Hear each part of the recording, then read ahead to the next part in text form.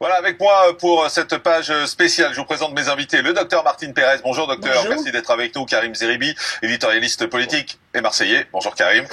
Docteur Laurent Toubiana, c'est important de le dire en ce moment, épidémiologiste à l'INSERM. Merci d'être avec nous. Jackie Isabello, expert en communication et cofondateur de Coriolink. Alors ça, c'est votre avis sur le plan radicalité économique et social, sur le plan médical. Docteur Toubiana, est-ce que la décision prise à Marseille, et pour Marseille en tout cas, est stupide?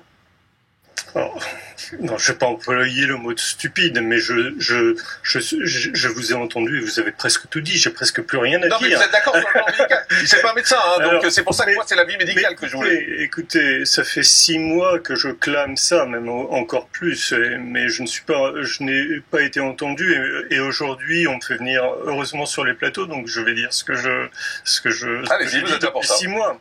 Depuis 6 mois, d'abord, je vais faire une première chose. Vous voyez, ça, ce sont des chiffres. Et je le déchire. Parce que les chiffres, je suis directeur d'un institut de recherche qui s'appelle l'IRSAN. L'IRSAN, c'est un institut qui valorise les données de santé. Et je sais très bien que les données de santé, les données d'une manière générale brutes, sans les comprendre, on peut leur faire dire n'importe quoi. C'est la raison pour laquelle je déchire ça. Et ce que je voudrais faire, c'est essayer de faire comprendre ce qui se passe. Ce qui se passe aujourd'hui, c'est que tout est fondé sur un postulat qui est une conjecture, qui est le fait qu'il y a une possibilité de reprise de cette épidémie, c'est-à-dire la fameuse deuxième vague. Or, ça, c'est une hypothèse. Cette hypothèse n'est jamais vérifiée. Jamais une épidémie moderne n'a fait de deuxième vague. Ce n'est jamais arrivé, c'est ce que vous nous dites. Écoutez, les dernières épidémies, vous les connaissez, c'est le SARS, il n'y a pas eu de deuxième vague. Le MERS, il n'y a pas eu de deuxième vague. Et plus récemment, le H1N1, est-ce qu'il y a eu une deuxième vague? Non, il n'y en a pas eu. Pourquoi assiste-t-on à une remontée des contaminations qui nous est donnée tous les jours, puisque les chiffres sont communiqués tous les jours par les autorités? Je l'ai dit à plusieurs reprises, c'est un thème très galvaudé de Camus. Mal nommer les choses ajoute au malheur du monde. Donc je le redis encore une fois, mais on nomme mal absolument tout. Quand vous dites remonter des contaminations, c'est faux. C'est remonter des tests positifs. Remonter des tests positifs, en plus, tout est faux, parce qu'à l'heure actuelle, ça descend. Donc, le chiffre hier soir est à 13 000, ça a monté par rapport au jour précédent. À Marseille, la positivité descend. À Marseille, oui. À Marseille et sur la France entière. Sur la France entière. Ce que vous venez de noter, voilà, vous me donnez l'occasion de vous dire que les chiffres ne disent rien. Et j'ai été un petit peu... on m'a dessiné sur un site en disant que je disais n'importe quoi, justement, à ce sujet des chiffres. Et je disais que des chiffres quotidiens ne veulent rien dire. Parce que il suffit de prendre, par exemple, ce qui se passe le samedi ou le dimanche, et effectivement, ça s'écroule. Et puis, le lendemain, le lundi, les chiffres sont très très hauts. Pourquoi? C'est parce qu'il y a eu un report là-dessus. Mais lorsqu'on ne dit pas ça, et que l'on donne que les chiffres du lundi, eh bien on a l'impression que c'est immense. Vous voyez qu'on peut faire dire à peu près n'importe quoi aux chiffres.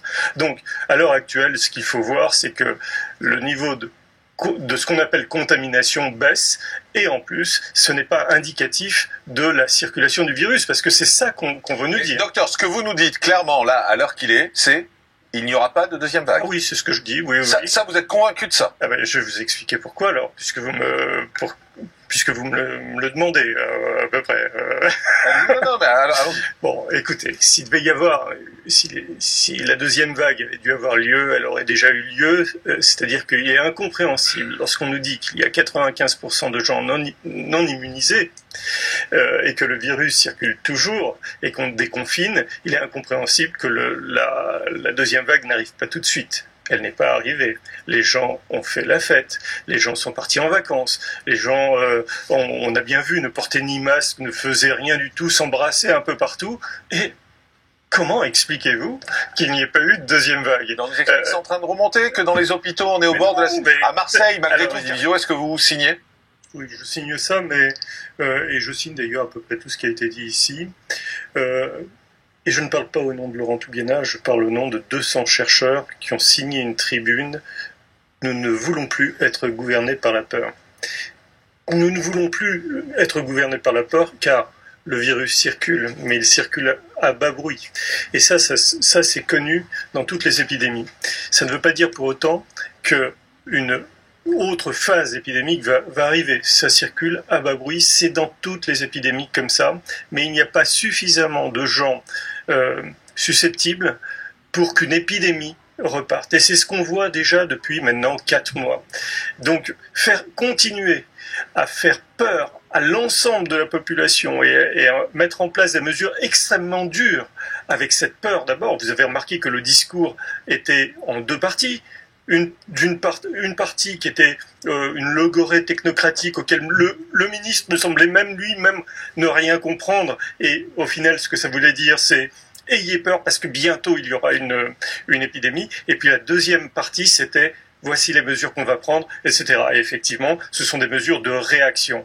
En réalité, le danger dont on parle depuis longtemps, lorsqu'on l'analyse vraiment, ce danger est extrêmement peu probable. Docteur, vous partagez tout ce qui a été dit, mais je crois que vous ne souscrivez pas à l'idée que les cafés et les restaurants sont une source de développement du virus. Je crois que cette étude-là, vous ne la validez pas. Bien sûr que non.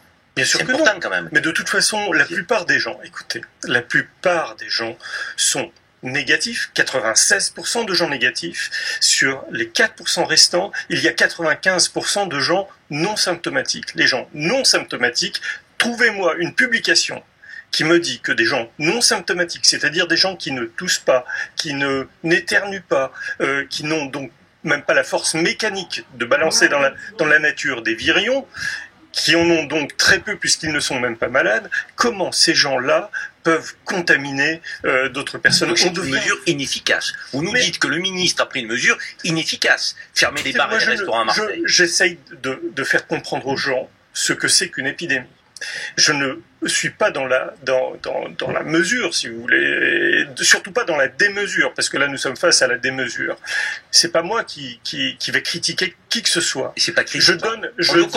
Vous êtes épidémiologiste. Oui. Les cafetiers, les restaurateurs, les citoyens que nous sommes, voulons comprendre. Est-ce que la mesure prise par le ministre, qui crée la colère que nous savons, est-ce qu'elle est efficace ou pas? Absolument pas. Merci. Voilà, au moins c'est clair. Alors justement, on enchaîne, parce qu'on a beaucoup de directs aujourd'hui dans cette émission. On est avec Henri Rovecchio. Mais écoutez, il sort des oui, bah alors, si on ne croit plus les études, au bout d'un moment, je vais vous dire quand même quelque chose. On ne peut pas tout jeter. La médecine, depuis du professeur Raoult, on peut contester cette étude de 3000 personnes. Excusez-moi. Mais écoutez, c'est pas la question. C'est pas interdit de contester. C'est pas la question. Je vais vous dire un truc très simple. Pendant des années, on a voulu une médecine individualisée, c'est-à-dire qu'on regardait ce que la personne avait pour appliquer un traitement individualisé à cette personne-là. Il y a des personnes à risque, c'est une évidence. Ces personnes à risque doivent être protégées. Mais appliquer à tout le monde une protection maximum. Mais ça j'ai bien compris, docteur, mais juste la question elle est très simple. Est-ce que quand on va dans un bar ou un restaurant, on a 4 fois plus de risques de se faire contaminer? Et qui va dans des bars et des restaurants en général sont des jeunes et ils ont un facteur de risque 0. Voilà. Donc la réponse est oui, mais c'est des jeunes. Mais ils vont peut-être porter le virus à un moment et ils font pas de maladie, tout de même. Oui, mais est-ce qu'ils risquent pas de contaminer? On nous a expliqué ça pendant des mois. Attendez, pendant des mois, on nous a expliqué que les jeunes, ils risquaient rien, mais ils risquaient de contaminer leur père, leur mère, leur grand-mère et leur grand-père. S'ils sont asymptomatiques. Montre ça. Ben oui, vous l'avez vu, le clip du gouvernement. Ce clip avec les anniversaires, et la mère finit dans un hôpital. Non, mais moi, je dis juste, on dépense des centaines de milliers d'euros pour... Attendez, à part. Non, je pense pas ça. Je pense pas ça, je vous donne juste des éléments. Juste d'accord, vous répondez. Que tout le monde voit. Vous voyez, vous partez d'une étude et puis vous faites un clip. C'est exactement. Mais c'est pas moi qui fais le clip, c'est le gouvernement, mais simplement c'est le message qui nous est envoyé. Le français moyen, il reçoit ça comme message. Bah oui, c'est ça. Allez-y, finissez et docteur Perrin. Alors moi, écoutez, il y a un slogan effectivement, c'est nous allons vivre avec le virus. Et moi je dis un autre slogan, c'est n'ayez pas peur, ce virus ne vous fera rien. Vous pouvez pas dire ça, docteur. Excusez-moi, vous pouvez pas dire ça. Mais pourquoi? Mais pourquoi? Parce qu'il y a des gens qui meurent. Il y a des gens qui meurent quand même. On peut pas dire n'ayez pas peur. Il va rien se passer. Les gens meurent. Il y a 50 morts hier. 50 morts, mais vous savez combien il y a de morts? Il y a des gens qui meurent. Attendez. Vous savez combien il y a de morts en France par an? Il y a 660 000 morts. On parle de 5 morts. Mais 50, pas 5. Ou même 50. Même 50 morts. vous allez appliquer à toute une population... On continue à porter ce masque ou pas? Mais le masque, ça dépend où. Lorsque vous allez voir, donc il y a un risque, vous pouvez pas dire vivez et il va rien se passer. Le masque, lorsque vous allez voir une personne susceptible justement de risquer la mort ou d'être très malade, bien sûr qu'il faut porter le masque. Évidemment, face à elle, vous risquez de la contaminer.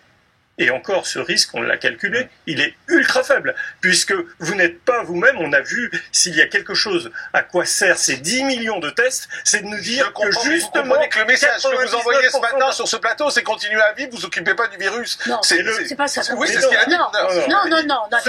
Ce que j'ai dit, c'est que le risque est infiniment faible. Donc on va pas continuer à avoir peur pendant des mois et mettre des mesures dont on ne sait pas quand ça s'arrête, parce que une partie de la population seulement est à risque. C'est eux qu'il faut protéger. Mais voilà. Et puis on parle en direct à la Ciotat. Non, mais je suis totalement d'accord avec vous. Il faut protéger les personnes à risque, qu'on considère après 65 ou 70 ans, ou celles qui ont des maladies chroniques. Imaginez, j'en ai parlé l'autre jour ici, qu'à l'époque de l'épidémie de sida, on a dit à des couples de 70 ans, mettez des préservatifs à chaque rapport sexuel. C'est n'importe quoi. Il faut savoir protéger les populations à risque et il faut s'inscrire là-dedans. Mais ça veut dire que tout ce que fait le gouvernement depuis le début, c'est à côté de la plaque, alors, excusez-moi. C'est intéressant parce que si ça s'adresse aux plus de 60 ans ou plus de 70 ans, ça veut dire que toute la com du gouvernement, toutes les précautions du gouvernement sont à côté de la plaque. Et qu'il fallait uniquement viser les plus de 60 ou 70 ans, je sais pas, je suis pas médecin, mais en tout cas, les plus âgés. C'est intéressant de l'analyser politiquement. Allez-y, je ferai une analyse politique. Je vais vous dire une chose. Nous sommes dans un laboratoire d'intelligence artificielle et nous avons mis en place un truc qui s'appelle un crack. Un crack, c'est un système qui permet de connaître le risque des gens en fonction d'un certain nombre de caractéristiques. Ce truc-là est en ligne, il est sur le site de l'IRSAN, et il suffit d'aller là-dessus pour savoir quel est son risque en fonction de ses caractéristiques. Allez voir et vous verrez que la plupart des gens, une immense majorité des gens, ont un risque inférieur à celui de prendre un pot de fleurs en passant dans une rue. Donc, vous comprenez que ça, c'est hallucinant, si vous voulez. Et pour ça, on met en place des mesures extravagantes qui contraignent toute une population, 66 millions de personnes. C'est horrible, si vous voulez. Le regard politique, Jacques Isabello. C'est intéressant parce que, docteur, un mot de docteur Toubiana. Alors, je suis docteur, mais je ne suis pas médecin. Et je préfère le préciser, mais effectivement, nous avons affaire à des gens qui se sont a priori trompés sur toute la ligne. Ces gens, on les entend encore. Généralement, lorsque les gens se trompent, on se pose des questions, ils se sont discrédités, et au-delà du discrédit, c'est une forme de désaveu, et effectivement, ce que l'on voit émerger maintenant, cette sorte de colère qui émerge, c'est la prise de conscience qu'il y a un décalage total entre ce que l'on entend et la réalité des choses. Donc ce décalage-là, moi je suis là pour rassurer les gens. J'ai pas dit n'ayez pas peur comme ça. Je prends un slogan qui répondait à un autre slogan. Mais ces gens se sont trompés sur toute la ligne, en permanence. Que ce soit des scientifiques qui sont venus nous dire il est important de confiner alors que le confinement n'avait été jamais mis en place dans toute l'histoire de l'humanité. Il fallait confiner et nous sommes en train de démontrer que ça n'a servi à rien sauf détruire complètement l'économie et même la santé. Et au final, ces gens sont toujours là et sont toujours aux commandes et nous en demandent toujours plus. On devient complètement... Il faut en sortir de cette crise. Moi, je ferai une proposition.